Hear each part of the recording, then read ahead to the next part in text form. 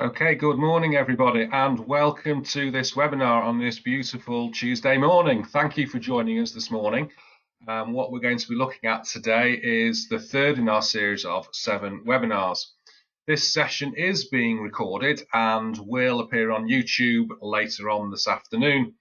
And just a few housekeeping rules. We've got everybody muted hopefully, but we want to make this as interactive as possible as always. So please feel free to use the chat box, which you'll see in the top right hand corner of your screen. You'll see a speech bubble. Please feel free to type in any questions there. Or if you want to, I have no problem with you unmuting yourself and shouting out some questions as we're going along. I'm delighted to say we've got a guest speaker with us this morning as well, who's going to give us an insight into social media and how to use social media to get your message across. So first of all, we've just got to read out a disclaimer. The following presentation is produced for general guidance only, and professional advice should always be sought before any transaction is undertaken. Individual circumstances can vary, and therefore no responsibility can be accepted by Hearts Limited or any of their affiliates for any action taken or any decision made to refrain from action by attendees of this presentation. Formal bit out of the way. What we also said we would do is give you a general update about what's happening from government support during the pandemic, and there are one or two things which have started to come out. So we just thought we'd give you a very quick update, and you can ask us for more details, drop us a line, drop me an email, I can get you some more details. But basically the Kickstart scheme they've announced starts fairly soon, and you can claim 100% of the national minimum wage for 25 hours per week for somebody for a 6-month job placement. They have to be on universal credit when you take them. However, there is a kicker in there, as in the Kickstart, which is basically you've got to take a minimum of 30 placements. However, you're thinking that's going to be a big bar to most companies. What you can do is group them together. So if you want to group together with a trade body, and that trade body can apply to have the 30 placements together. So it might be your local Chamber of Commerce or a trade body that you're a part of. If you group together with them and you apply for the grouping, you can then actually just have 1 or 2 placements yourself if you wanted to. But bear in mind, they have to be on universal credit. If you want more details on that, please feel free to drop me a line, hearts-ltd.com, and I'll happily come back to you with some more details. On the bounce back loans end on the 7th of November. So if you want a bounce back loan, go for it now. Make sure you get your application in. This is where you can borrow up to £50,000 and pay nothing for the first 12 months of repayments. The government pay the first 12 months worth of interest, 2.5% interest rate, payable over the remaining 5 years after that, and no personal guarantees. A lot of clients have taken this up, but it's coming to the end on the 7th of November. The Sybil's loans, this is for much larger amounts, similar terms, up to 250,000 you can borrow, but you can borrow a lot more into the millions. This is coming to an end on the 30th of September, so that's the end of this month. So if you want to get an application in for a Sybil's loan, you need to do that fairly quickly because they will want chapter and verse. So they will want a copy of your business plan, cash flow forecast, and so on. So just bear that in mind. The self-employed grant, you can make your claim for your second part of your self-employed grant, and you need to do that if you've been adversely affected from the 14th of July. So that's adversely affected by the coronavirus. You need to get your claim in fairly soon. You've no doubt seen in the press that HMRC are starting to make inquiries into the furlough scheme. It's been estimated that 1/3 of furlough payments are incorrect. Now, they're going after some of the bigger companies at the moment, but just bear that in mind. If you have made a mistake or you think you made a mistake on doing your furlough scheme, you can just make a repayment and repay the amount you shouldn't have had in the first place. And there's also talk of tax rises. We've all seen in the newspapers and the press, TV and so on about what might be happening in the budget come November time. There's talk of capital gains tax being taxed at the income tax rate and not its own individual tax rate. We've seen talk of corporation tax going up from 19 to 24%, and there's talk of other tax rises as well. So just be aware of that. If you are thinking of maybe selling an asset or so on, you might want to consider doing that sooner rather than later. As again, we don't have a crystal ball. We just got to wait and see what comes out in the budget. And then a quick update of the 2 previous webinars we've done. The first one was on strategy and having a strategy session with us and having a strategy plan. And that's basically looking at where you are now, looking at where you want to be in 5 years' time, and then planning a route of how to get there. I'm glad to say we've had a number of sessions with clients and we've all found it very useful. We've come out with a strategy, a plan for their business for the next 5 years, and it takes half a day with you. So if you want to have a strategy session with us, again, please just give me a call or drop me a line and we can sort that out. The second webinar we did was on cash management and cash flow forecasting and so on. Again, if you need any help with cash flow forecasting, then again, drop me a line and we can get that sorted for you. And the next webinar is on the 29th of September, and we're going to give you at least 10 killer ideas of how you can achieve success in the changing landscape and beat the recession. So on to today, marketing strategy.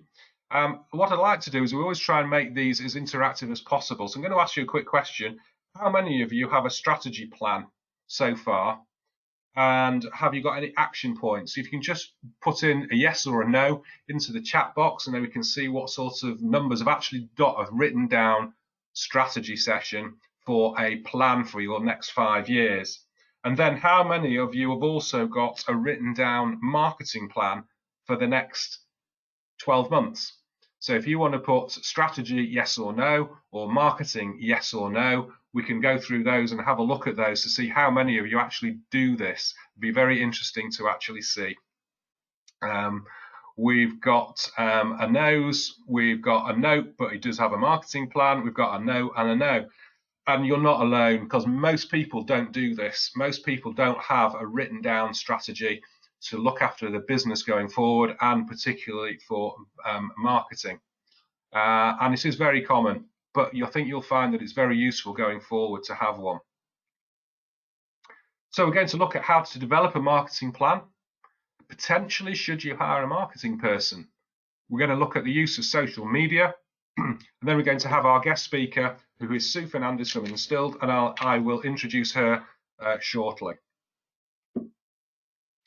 So for a marketing strategy, the key points are to develop some sort of plan, to actually get a marketing plan in place.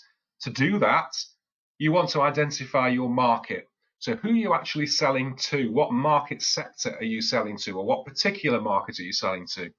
So for instance, are you selling to the grocery market, or are you selling to the pharmaceutical market? So you need to identify your market. You need to have a look at how big that market is and see what opportunities there are for yourself in that market. And then identify your target in that market. So for instance, many of us have been to networking seminars or networking groups where, for instance, you might have gone to BNI or Networking or B4B or something like that, and they've said, I'd like to be introduced to so-and-so of this company, or I'd like to get in touch, or put me in touch with these 3 companies. That's being very specific in your targeting your companies within that market. And that's the sort of thing we ought to be identifying, is who do we actually want to work with, and actually have a list of people that we can actually go to and say, look, we want to work with you. How we do that, we'll come on to. Please also bear in mind that marketing is for everybody in the business. It's not just for the one person who's involved. So if your team are working with clients directly or with customers directly, they're the ones that are going to be projecting your image, your profile. So it is for everybody within the business to be able to do that.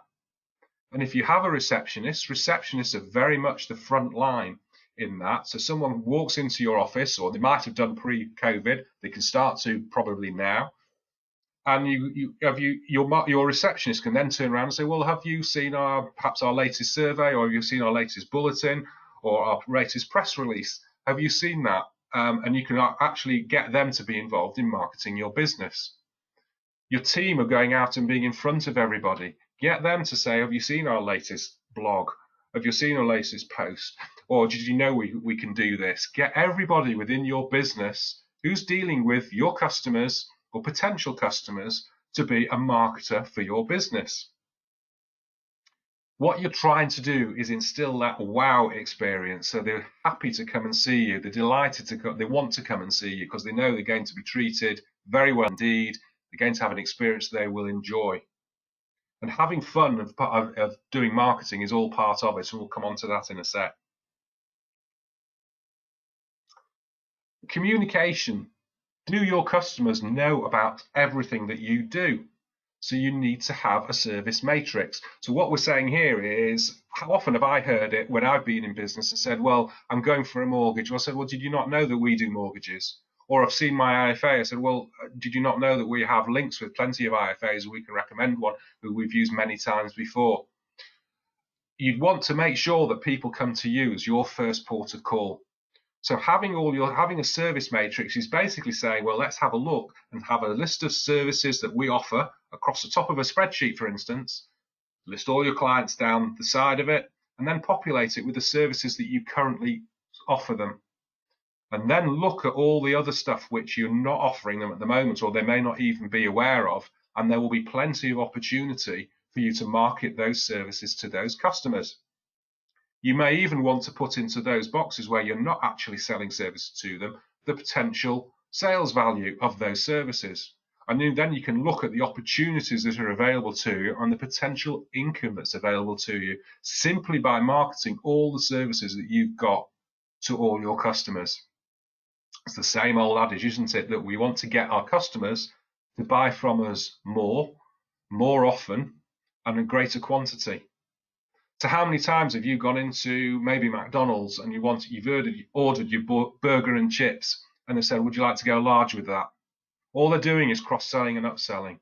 You go in to buy a pair of shoes and they say, well, would you like the spray with that or the cleaner with that? Again, all they're doing is cross-selling and upselling. And that's the same sort of approach that we ought to be doing. We're saying, well, did you know that we did this? Or can we help you with that? And that's what we've got to try and communicate to all our customers. Have a system. Plan out all your marketing activities for a year so you're systemizing your approach. So you might want to be doing some monthly newsletters if you're not doing newsletters at all. Those get sent out at a certain time every month. You could have weekly blogs which go out. Don't have to do them weekly. You can write 3 months worth of blogs in one go. And if anything comes up that's topical, you can add those amounts in and just arrange for those to go out. But if you write 3 months worth in one go, only need to be, 2 or 3 paragraphs a page at most. They're done in advance and they're scheduled to go out at certain times automatically. And then we can have a look at any SEO work as well. And Sue is going to talk to us about SEO work. It's all about systemizing and planning these activities so that you can actually get your name in front of your customers and potential customers on a regular basis. It's that drip, drip, drip approach of saying, right, our name is in front of people all the time. So you can say, right, people want to use Hearts because I've seen their name in front of me. I've seen it regularly. They're doing all this stuff. Let's try them. You can do exactly the same with your business. Having talked about having fun, a lot of these things are cheap, and what we've tried to do here is to incentivize customers. So we can use gimmicks and giveaways. People love gifts. Here's some of the examples which plenty of us have seen over the years: pens and pencils, USB sticks, calculators, sweets with your name written through it, magnets with your name on, post-it notes. Again, it's all part of this drip drip, and all this is very, very cheap to do. Why not get even more personal about it? So you've got a specific person in a company you need to get hold of. You've been trying for ages to do it. Try maybe getting a mug with their name on it and put a tea bag in it. Send it to them. Say, look, would you like to have a cup of tea with me? I want to discuss business with you. Try doing that. See what effect that has. Send out some chocolates, some personalised chocolate on Valentine's Day and say, we'd love to work with you. Very cheesy, but it works. Have some wine with a private label on it. Again, this stuff is not expensive to do, and all this can be done within the current pandemic, because all of this can be done remotely and fairly easily. Potentially, you might want to consider hiring a marketing specialist. So you want to bring somebody in to market your business going forward. So what do you need to look for? Someone who's got excellent social and verbal skills, good written communications, who can use a database and has some event organizing skills, We've got marketing people within our company, and they have to be able to put on events. As you know, those pre-pandemic, we put on breakfast briefings, we've put on lunches, and so on. And they've got to be able to organise that. And obviously, they've got to be very enthusiastic, outgoing sort of people to be able to do that sort of work. But that's the sort of person, if you want to hire a marketing specialist, you perhaps want to be looking at that. Have a look at running some webinars. You might think, well, what am I going to talk about? Much the same as I was thinking, what am I going to talk about? But you've got to just go out and do it. Just try it and just do it. A lot of people are running webinars, but you need to say, well, what am I trying to achieve by running in it? Target the audience so it actually becomes relevant. Record it, like this session is being recorded, and put it up on your website or start your own YouTube channel. It's very straightforward to do. Have a consideration of doing podcasts as well. You might want to consider doing that. And if you need to, we can put you in touch with someone who does a complete package for you for 10 podcasts, and will do all the editing and everything for you. You can even do it very simply from your mobile phone, and there's plenty of stuff out there on YouTube as to how to do a podcast from just running it on your phone. So have a think about that as well. There's all sorts of things you can be doing. Again, it costs you nothing. Say thank you to your customers. Send it in the post because it's different from email now. So going to snail mail sometimes can have an advantage. Put your logo on it and personalize it, and include some business cards in there as well, so they can hand out those business cards to other potential customers and other potential suppliers, other people you get in touch with, and so on. You're trying to get your name out there all the time and get your name in front of potential customers all the time. So that's where we are. That's what I'd like to do, is a very brief overview on how to start off with your marketing side. I'm now going to let Sue Fernandes take over at this point, and I will just introduce her. She's a highly experienced word process web developer and an expert within her field. She's a regular speaker at WordPress conferences and developer events, and she's a specialist in custom-built websites. She has a simple brochure websites to sophisticated listings, membership and e-commerce web platforms. And she's responsible for turning the written content and innovative design work into well-coded websites that are functional, secure and SEO friendly. And Sue is also an expert in support, training and on-site maintenance. So I'm just going to make Sue the presenter, so she will then take over from me, which I have done now. And it's going to be over to you, Sue, if you could take us through SEO and how that can improve your business. Hey everybody, let me just set that up. Okay, hopefully you can all see that. Yeah. Okay, so hi, as Stephen said, I'm Sue Fernandes and I'm Head of Digital at Instilled. And we are a WordPress specialist, web development and branding agency based here in Stockport. We get really excited about helping businesses find new customers and increase their turnover through great branding and building a fantastic online marketing presence. So today I'm going to talk to you about using social media to market your business. So as we all know, coronavirus has changed the way most of us have to think about our marketing. Our face-to-face relationships have virtually disappeared, at least for the time being, and our online relationships have become much more important. Just look at the huge increase in video conferencing tools like the one we're using today for this webinar. The success of so many businesses in this new landscape will be through the effective use of their social media platforms. And social media should be an essential part of your business growth strategy, and more so than ever. It's easy to set up, it's free to use, and in the right way, it can even be fun. However, it can also be really time consuming, and it can be really frustrating to get it right, which is why a lot of businesses will start and fall the first hurdle. So let me tell you 6 reasons for your businesses to use social media for growth. So firstly, it's to build awareness of your brand and your services. If people don't know about your business, essentially they cannot become your customers.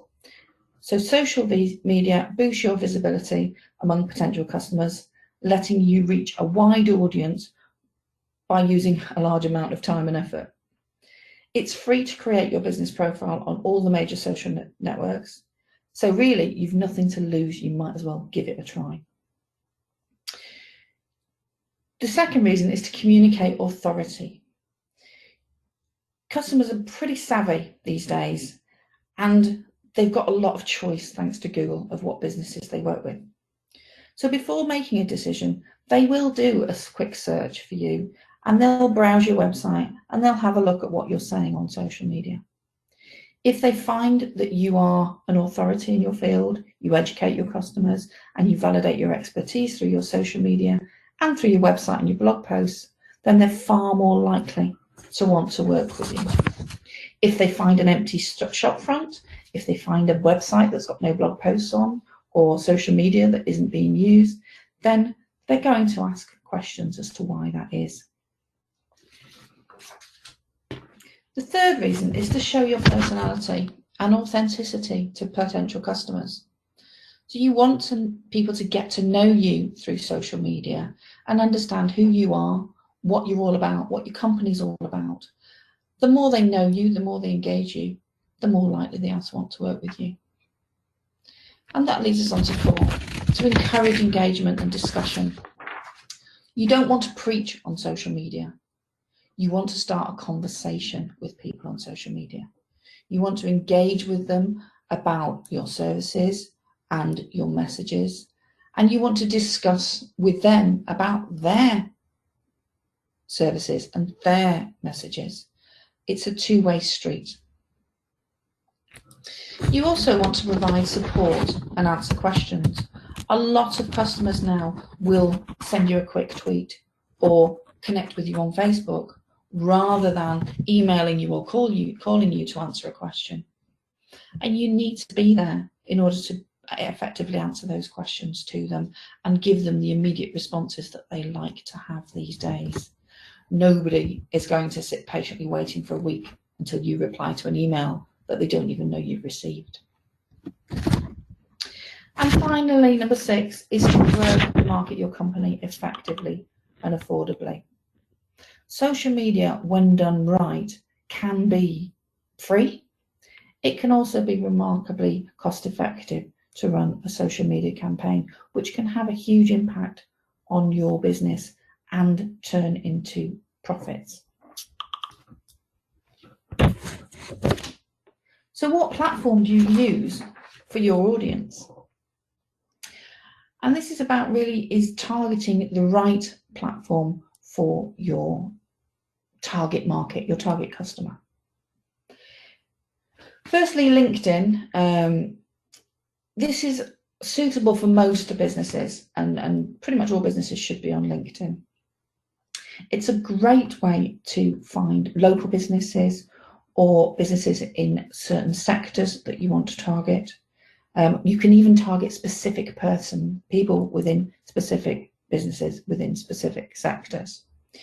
It allows you to filter by keywords and phrases to find the right people to connect with in those businesses. And it's always a good idea on LinkedIn to connect with people who have a negative view of your competitors or a positive view of you and connect with them. Facebook is ideal for businesses who really are selling to consumers. It's much more social and it's much more community driven. There are some great groups on Facebook that you can join that target specific markets, specific interests, and allow you to share photos and share videos that connect in a social way with your potential customers. Twitter is the mother of all social medias, and it's great with connecting with both your other businesses and also with your customers directly. It's brilliant for very quick communication, fantastic for answering questions on the fly, and being able to really communicate effectively and quickly with the outside world. However, Twitter can be really confrontational, it can be really controversial, and it's quite easy to get yourself into hot water if you're not sure of what you're doing on Twitter. Instagram is the most recent of the major social media channels. This is really, really good for any businesses that uses visual medium. If you've got photos and you're taking photos a lot and you want to share the visual elements of your business, then Instagram is fantastic. It's not just for celebrities and kids to use. Lots and lots of businesses, particularly those with visual products, are using it these days. It's important when using Instagram to make sure that you're accompanying that with written content and also good use of key phrases. Instagram is one that people like to search through using key phrases, and you want to be able to pop up in all of those different instances. It's also worth at this point mentioning YouTube. YouTube, strictly speaking, isn't a social media platform, it's a video platform. But again, if you're producing video content, then video content is fantastic on all of these platforms. But if you're putting it up on YouTube, then you can also use that platform to engage and comment with your audience, although not connect in a traditional way, such with social media. The key with social media is do not sell. You want to be social. You don't want to be salesy. If you think about it this way, if you walked into a conference or in a bar and you just walked up to somebody, shook their hand and immediately launched into a really hard sales pitch, then they're not going to want to know you. They're going to be intimidated and put off. Through the same way with social media, you want to let potential customers get to know you first, get to understand what you're all about, get to understand that you are the expert in your field, and that buying from you and working with you is something they want to do. It's not a sales pitch, it's a conversation. And that conversation takes time to establish and time to build. Social media is not something that's going to be very quick and very easy for you to do, unfortunately. Once you've chosen which social media channel that you're going to use, you don't have to use them all. You can use any number of them that you think is going to be worthwhile for your business. But what you want to remember is that everybody else doesn't just use one social media platform. A lot of your customers will be on LinkedIn. They'll also have a Twitter profile. They'll also be on Facebook. And they may well follow you in more than one way. Because of this, you want to have a consistency across all of your social media platforms. You want to be recognizable no matter what social media platform they're on. So as Stephen said, your branding keeps popping up in front of them consistently and regularly. So for instance, these are our main social media platforms for Instilled, and we have the same branding going across all of our platforms, so that no matter where our customers are, they will recognize that it's us and be able to connect with us and remember us. Visual identity and branding is key. If you're using different branding on different platforms, then that connection is lost in the minds of your potential customers. And again, building that engagement then becomes much, much harder. So once you're on social media, you've picked your platform, then a great campaign is a really good thing to do. Think about how you're going to interact and engage with your potential customers and have fun with it. People don't want a sales message all the time. They want to see your personality and they want to see what makes you tick. It's all about standing out from the crowd. Try and think of something that you can do on social media that nobody else is doing, and that will push you to the forefront of people's minds. For instance, it's Instilled, as we were coming out of lockdown, we wanted to engage again with our local businesses in the Stockport area. So we took the idea of the face-to-face meetings being allowed again with social distancing in place, and we took ourselves on the road. We went out and we took photos at various different landmarks around the Stockport area, hopefully some of which you might recognise. And we posted them on our social media over a number of weeks in order to engage with local businesses and start a discussion. And they were really, really effective. We got a lot of comments, we got a lot of interaction from local businesses talking about how they were coming out of lockdown, how they were starting to have their socially distanced meetings. It also, at the same time, allowed us to promote our Photography by Instilled service from our website, where we actually provide and allow people to download photos of the local area. So it was a great tie-in. But because it was a campaign that went over 6 or 7 weeks, and because it encouraged interaction, it meant that we had something to talk about that nobody else was talking about over a long period of time. And that really did relate into new customers for the business. And it was great fun to do. Didn't particularly like the one where we were sitting in front of the pyramid in the pouring rain, but other than that, it was great fun to do. So let's talk about do's and don'ts of social media. So when you're on social media, what you do want to do is think about your brand personality and your tone of voice and stick to it. So for instance, your branding should be, as I've said, consistent across all of your platforms, but your personality and tone of voice should be consistent. So for instance, if you're a legal firm and you've got a very serious and formal way of working, then your tone of voice should reflect that, and you should be talking. You don't want to be coming across as frivolous and flippant.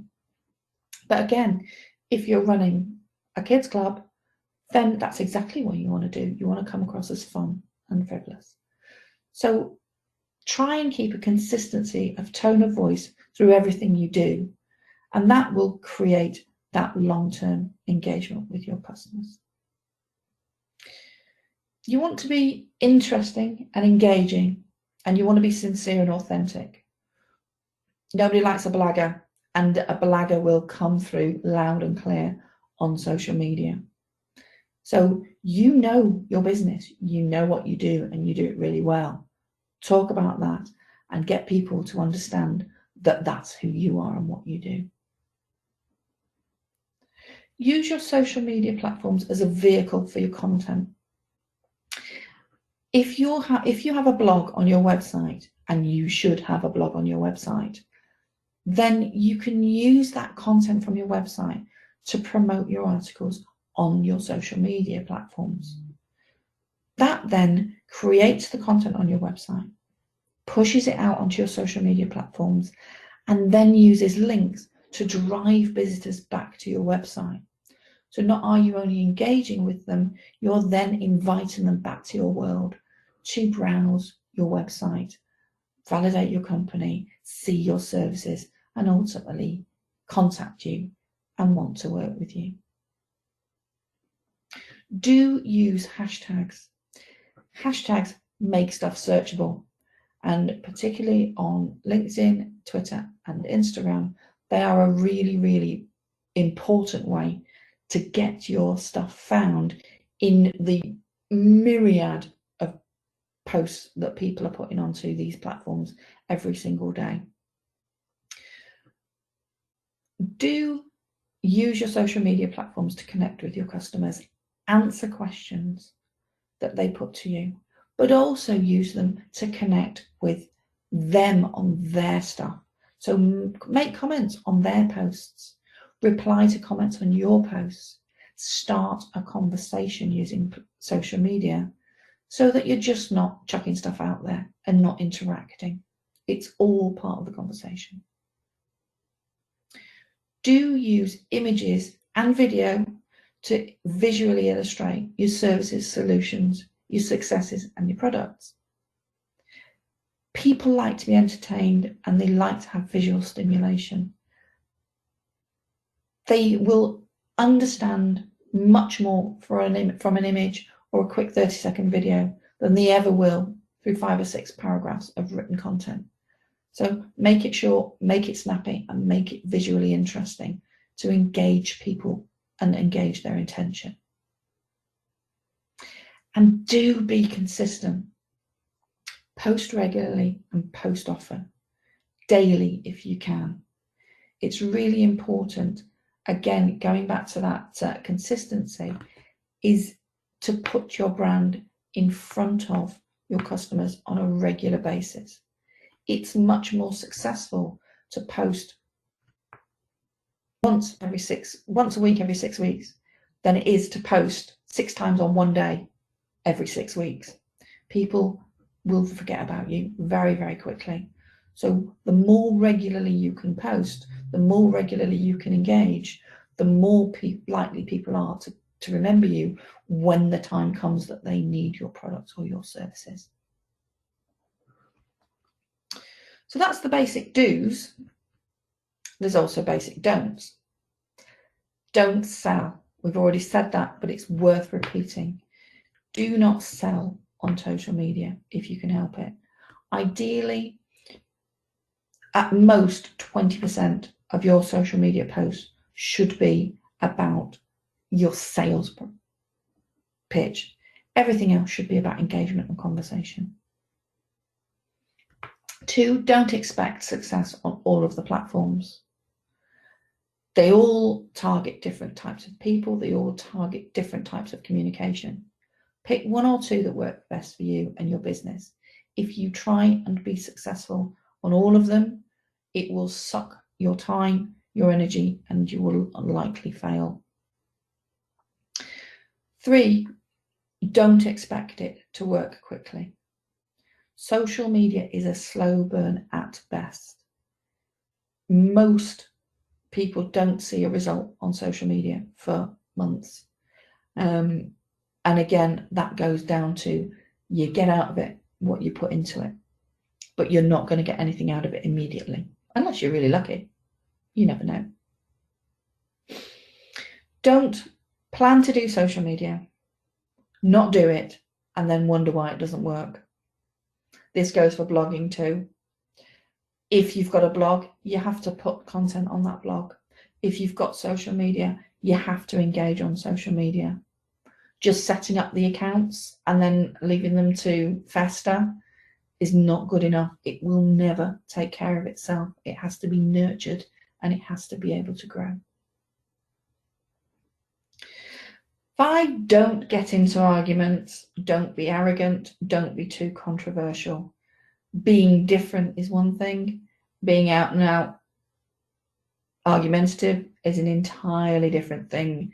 And in the same way as you would in a one-to-one situation, you don't want to annoy people. They will never want to work with you if you annoy them. The idea is to engage with them, but not to alienate them. And 6, try not to post lots of personal stuff. Again, any content that you put out onto the web needs to have value for your potential customers. And that may be different from the value that it has for you. For instance, potential customers are very unlikely to find pictures of your cat very interesting. And if that's all you post on your social media, they're not going to want to engage with you about your business. In the same way, they're very unlikely to care about Kathy in the office's birthday party. It's great for the occasional personality thing, but again, nobody wants to listen to the ins and outs of your office life on social media. It needs to be a balance. So when you're doing automation, the main thing to remember is that there is a commitment involved. You have to commit to doing it, and you have to commit to doing it regularly and consistently. As Stephen said, you need to be pushing these things out and putting your brand in front of everybody regularly. Now with social media, you can automate and schedule. So there's some really good tools that allow you to store your social media content and then push it out at different times of the week, different times of the day, and to different platforms.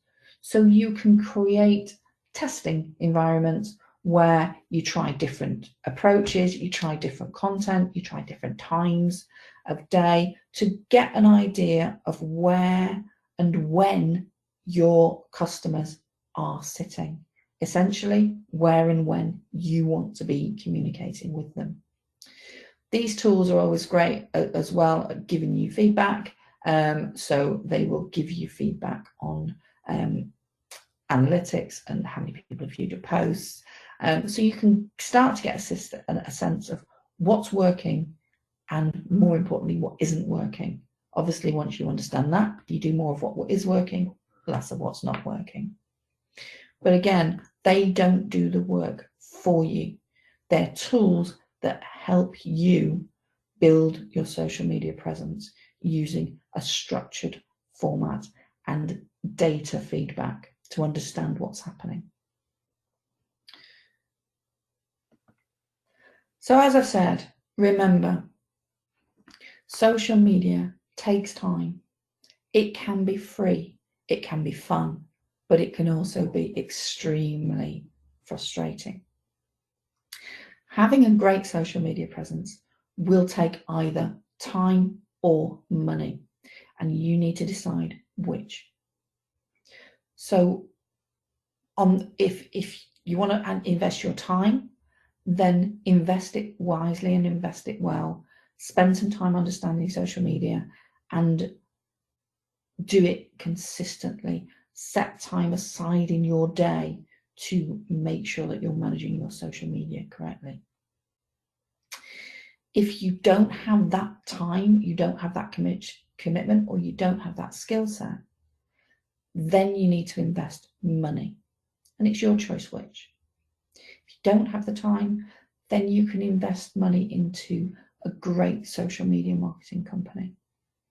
At Instilled, we don't have the time to do our social media marketing properly. So we pay a marketing company to work with us to do it for us. And that's particularly important if, as with us, you want to invest in paid social media advertising.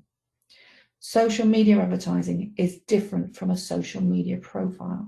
Social media profiling is about creating those conversations, engagement with your target market. Paid social media advertising is just that, it's advertising, and it's paying, so Facebook particularly, but also Instagram and LinkedIn, to promote your services on social media. It can be very effective. It's also quite complicated to set up and understand. And our recommendation would always be to, if you want to go down that route and extend your social media presence with paid advertising, then the best way to do it is to work with a great marketing company.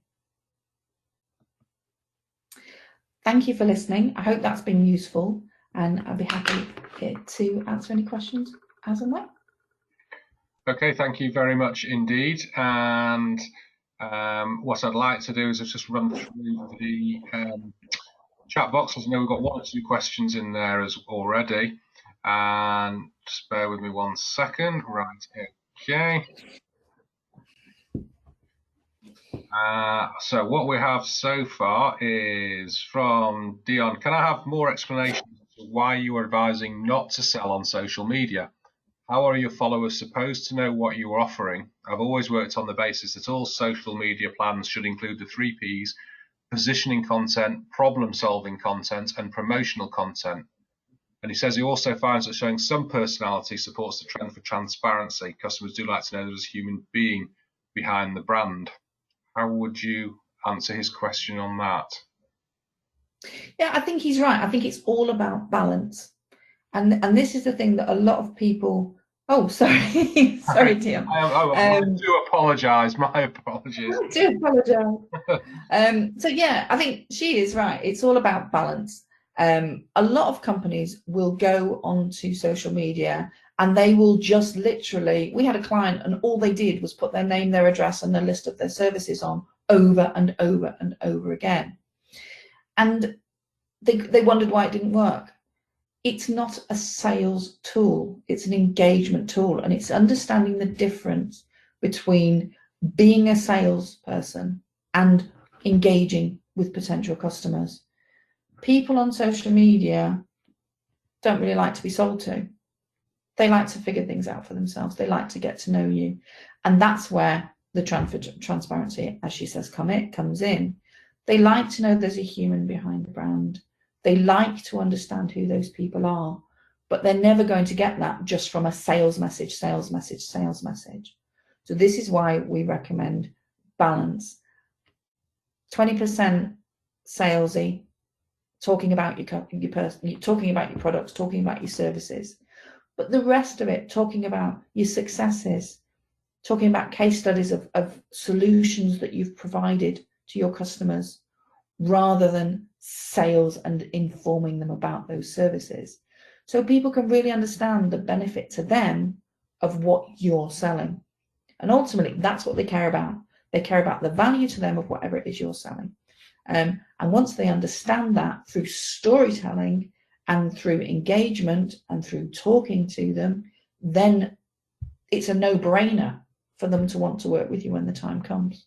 But if all they ever see is a barrage of, we do this, we do that, phone us now, then they're never going to get to that stage. I hope that helps.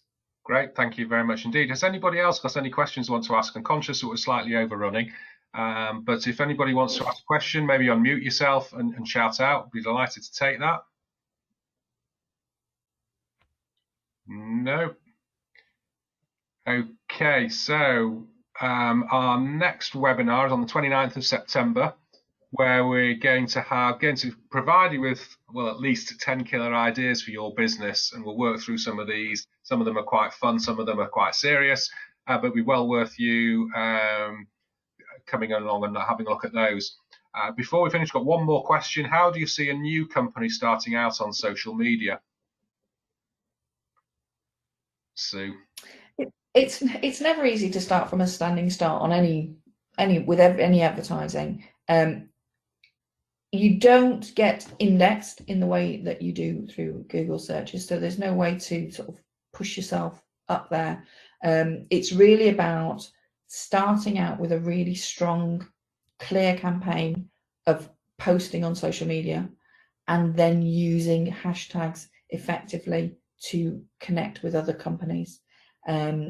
Using groups on LinkedIn is a really effective way of starting to get yourself noticed. And again, depending on the type of business, Facebook groups is a really good way to start getting yourself noticed. Worst case, a small Facebook advertising campaign, for instance, would start to give you some traction as well. But again, it's all about doing it consistently and doing it well, and then just keep doing it.